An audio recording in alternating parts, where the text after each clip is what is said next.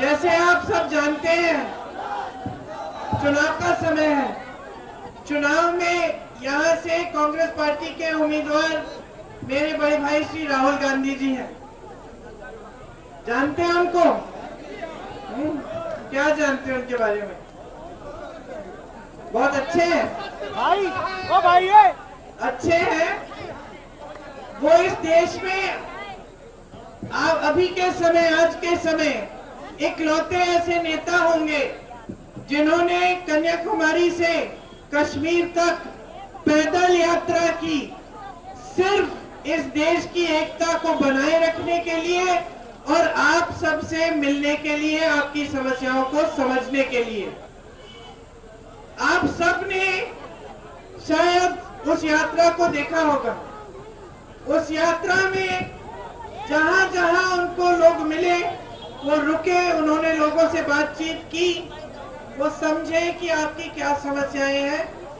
जब वो उस यात्रा से वापस आए तो उन्होंने कांग्रेस पार्टी के सारे जो बड़े नेता हैं, हम सबसे बात की और उन्होंने ये बात कही कि पिछले 10 सालों में मोदी जी के सरकार में, जरा आप चुप रहेंगे, मोदी जी की सरकार में पिछले 10 सालों से सबसे ज्यादा अन्याय देश के गरीबों के साथ, देश के किसानों के साथ, देश की महिलाओं के साथ हुआ है।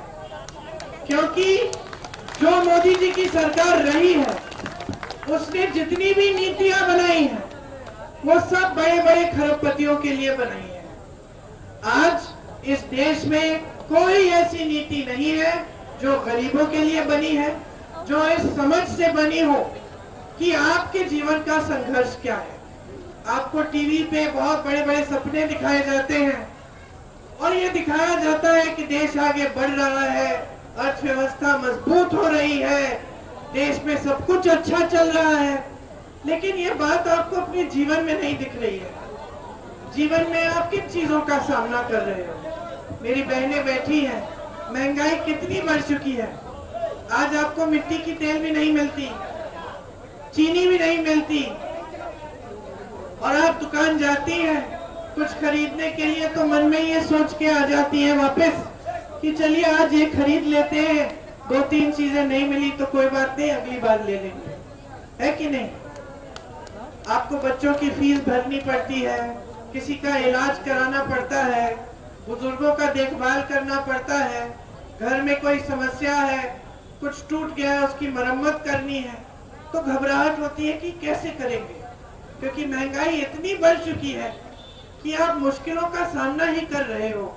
और चाहे कितनी भी कमाने की कोशिश करें, चाहे 2-2 सदस्य परिवार के काम कर रहे हैं, खेती में भी मदद कर रही है महिलाएं, या फिर कोई मजदूरी कर रहा है, या किसी की नौकरी है तो किसी और की भी नौकरी है घर में, अगर 2-2 लोग भी काम कर रहे हैं, 3-3 भी काम कर रहे हैं, फिर भी कमाई काफी नहीं हो रही है, फिर भी पूरी नहीं होती, बचत नहीं होती। तो ये आपकी परिस्थितियां हैं। आप अपने बच्चों को पढ़ाते लिखाते हो, बहुत मेहनत करते हो, चाहे आप किसान हो, चाहे गरीब से गरीब आजकल जो परिवार है, दूर दराज गांव में भी सब यही चाहते कि बच्चे पढ़े लिखे ताकि बड़े होकर अच्छा रोजगार मिल जाए। आप पढ़ाते लिखाते हो तो कभी कभी कर्ज लेते हो पढ़ाई के लिए, बच्चे को ट्यूशन के लिए भेजना है, परीक्षा, भर्ती की परीक्षा लेने के लिए, तो आप उसका इंतजाम करते हो। तो बहुत मुश्किलों का सामना करके, संघर्ष करके आप बच्चों को बड़ा करते हो। तो कम से कम सरकार को 10 सालों में ये करना चाहिए था कि जब बच्चे बड़े होते हैं तो उनके लिए रोजगार के मौके बनाने चाहिए थे। लेकिन इस सरकार ने क्या किया? देश की जो संपत्ति थी वो सारी बड़े बड़े उद्योगपतियों को दे दी। चाहे देश का कोयला, सारे जितने भी खदान हैं, देश की बिजली, सड़कों के सारे ठेके, बंदरगाह सारे, हवाई अड्डे सारे, ये सब बड़े बड़े खरबपतियों को सौंप दिए। इससे क्या होता है? आपको रोजगार मिलता था, वो रोजगार घट रहा है, खेती में कमाई नहीं हो रही है, क्योंकि जीएसटी टैक्स हर खेती के सामान पे लगा दिया। आपको न्यूनतम समर्थन मूल्य भी नहीं मिलता। खेती किसानी में मुश्किल हो गई है, यहाँ से कमाई नहीं होती। जब किसान खुद नहीं कमा रहा है तो कम मजदूर रखता है, तो रोजगार भी खेती से फिर कम बनता है। जो छोटे दुकान होते थे, मध्यम बिजनेस होते थे, जो किसी ने अपना यूनिट शुरू कर लिया, छोटा सा कारोबार शुरू कर लिया, उसकी कमर तोड़ दी सरकार ने। पहले नोटबंदी लाए, फिर जीएसटी लाए, उनकी भी कमाई नहीं हो रही, तो वो कहां से रोजगार दिलवाएंगे। तो जितने भी रोजगार के साधन थे वो तकरीबन इन्होंने बंद कर डाले। तो रोजगार बनाने का काम नहीं हुआ, ऊपर से महंगाई बढ़ती चली गई। मेरी बहनों की हम बात करें तो मेरी बहनें सारे समाज का, पूरे समाज का बोझ उठाती हैं, परिवार का भी बोझ उठाती हैं। बहनें, आप तब तक नहीं खाओगे जब तक सबने खा लिया। आप तब तक नहीं सोओगे जब तक परिवार के एक एक सदस्य को नींद नहीं आए, वो सोए नहीं है। आप कहीं बाहर जाके काम भी करोगी तो घर आके सफाई, खाना पकाना, सबकी देखभाल करनी, ये भी आपका काम है। किसी ने इस काम को कभी पहचाना नहीं है।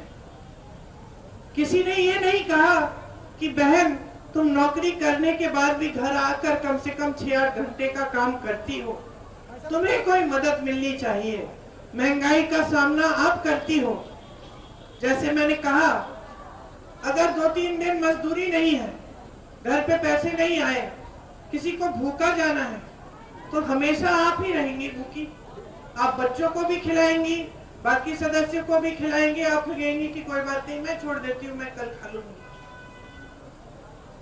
लेकिन किसी ने आपके इस संघर्ष को पहचाना नहीं है।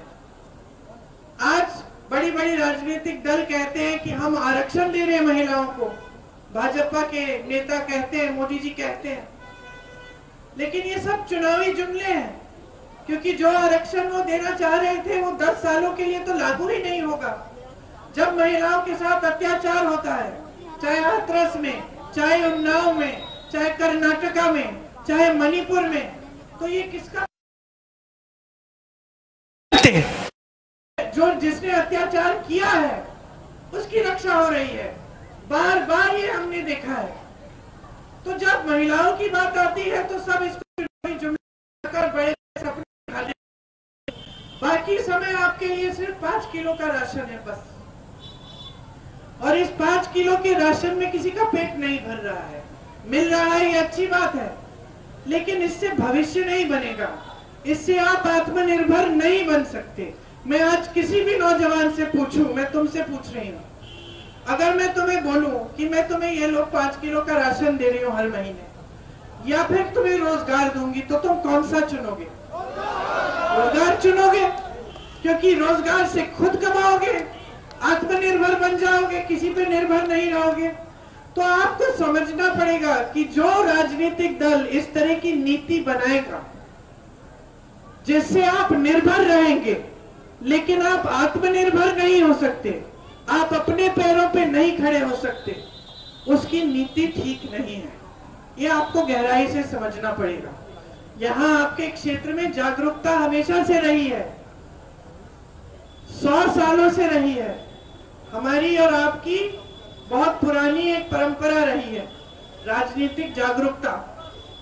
जो आपकी जागरूकता थी, आपके किसान यहाँ 103 साल पहले आंदोलन कर रहे थे, और जब पंडित जवाहरलाल नेहरू जी को सुनाई दिया कि यहाँ पे आंदोलन कर रहे हैं किसान, कि गरीब किसान इतने बड़े साम्राज्य के खिलाफ खड़ा हो गया है, तब वो यहाँ आए। अंग्रेजों को पता चला कि जवाहरलाल नेहरू यहाँ आने वाले हैं, तो उन्होंने सब जगह नाकाबंदी कर दी। पंडित जी एक ट्रक में बकरियों के नीचे छुप के यहाँ आए किसानों से मिलने के लिए, आंदोलन में शामिल हुए, और जब किसान गिरफ्तार हुए तो जवाहरलाल नेहरू जी भी उनके साथ पहली बार गिरफ्तार हुए। ये आपकी परंपरा है। आपकी एक और परंपरा है कि जब आपको लगता है कि नेता से कोई गलती हो गई, आपको पसंद नहीं आई बात, तो आपने दुरुस्त करने का काम भी किया। आपने इंदिरा जी जैसी महान हस्ती को भी दंड दिया, एक चुनाव हराया क्योंकि आप नाराज थे। आपने कहा कि जो इनकी एक नीति आपको पसंद नहीं आई। इंदिरा जी आपसे नाराज नहीं हुई, इंदिरा जी आपका आदर करती थी। वो समझी कि आज अगर मैं हारी हूं तो जनता मुझे कुछ कह रही है, मुझे सुनने की जरूरत है। आज के नेता क्या कहते हैं? जनता सवाल उठा रही है, मुंह बंद करो इनका, गिरफ्तार कर लो, बंद कर दो, सवाल किसी को नहीं उठाना चाहिए। आज की सरकार क्या कहती है कि नीति बनेगी लेकिन जनता के जरूरतों के आधार पर नहीं बनेगी, नीति बनेगी तो बड़े बड़े खरबपतियों के आधार पर बनेगी। आज की सरकार क्या कह रही है कि किसानों को गरीबी की दलदल में रहने दो, इन पे टैक्स बढ़ा दो, इनकी हर चीज को महंगी कर दो, ये आंदोलन करेंगे। 600 किसान शहीद हुए आंदोलन में, इनकी सुनवाई नहीं होगी।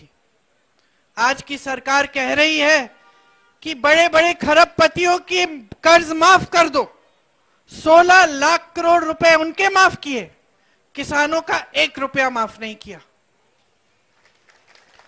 जो कानून लाने वाले थे, जो कानून किसानों वाले कानून लाने वाले थे, जिसके खिलाफ तमाम देश के किसानों ने आंदोलन किया 2 साल पहले, वो कानून क्या थे?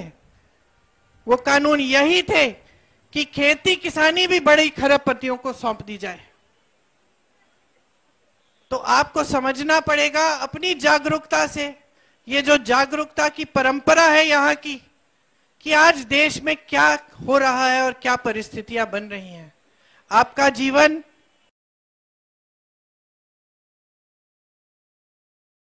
हर्ष आपके हैं, ये दूसरी तरफ आप टीवी पे इश्तिहारों में बड़ी बड़ी होर्डिंग पे देश आगे बढ़ रहा है, फूल रहा है, फल रहा है, मोदी जी दिख रहे हैं, हमेशा किसी बड़े बड़े इवेंट में जा रहे हैं।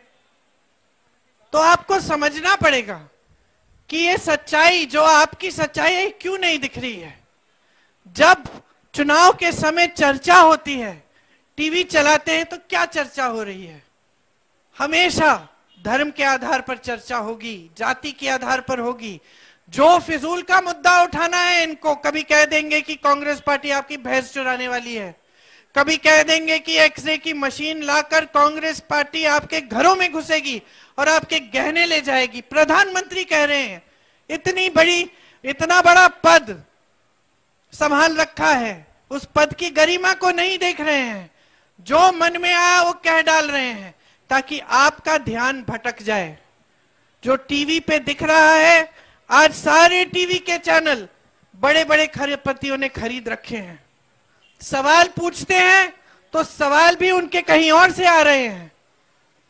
वो ये सवाल नहीं पूछेंगे किसी भी पार्टी से कि आप बेरोजगारी को कम करने के लिए क्या करेंगे। मैंने पूछा, कल एक पत्रकार आई थी, ऐसे ऐसे फिजूल के सवाल कर रही थी। मैंने कहा, जरा आप मुझे बताइए कि आप मुझसे क्यों नहीं पूछ रही हैं कि कांग्रेस पार्टी जनता के लिए क्या करने जा रही है, हमारी नीतियां क्या हैं, हम महंगाई को कम करने के लिए क्या करने वाले हैं।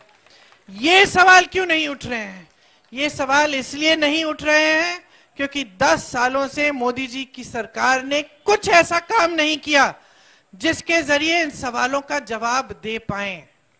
रोजगार नहीं बनाए, महंगाई कम नहीं की, जितने बड़े बड़े वादे किए थे, 2 करोड़ रोजगार देंगे, नहीं दिए। सारा काला धन देश में वापस आएगा विदेश से और उसमें से 15-15 लाख आपके खातों में डाला जाएगा, ये भी उनका वादा था, पूरा नहीं किया, जुमला था। चुनाव खत्म हुआ, उन्हीं के गृह मंत्री ने कह दिया, अरे वो तो चुनावी जुमला था। आपसे कहा कि खेती किसानी से आपकी आमदनी दुगनी करेंगे। आज सच्चाई क्या है? कर ही नहीं पा रहे हो खेती। यहां ओले पड़ते हैं, नुकसान होता है, भुगतान भी नहीं मिलता। आवारा पशु ऐसे घूम रहा है कि पूछिए मत। 5 सालों से ये सिलसिला चल रहा है। रात को किसान बैठता है खेती में पहरेदारी करने के लिए।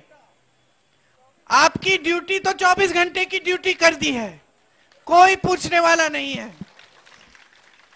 और मैं आपको बताना चाहती हूं कि ये जो समस्या है ना, मैं मिसाल के तौर पे आपको बताना चाहती हूं कि जब सरकार की नीयत ठीक होती है तो कोई भी समस्या हो जनता की, उसे हल करने का काम हो सकता है।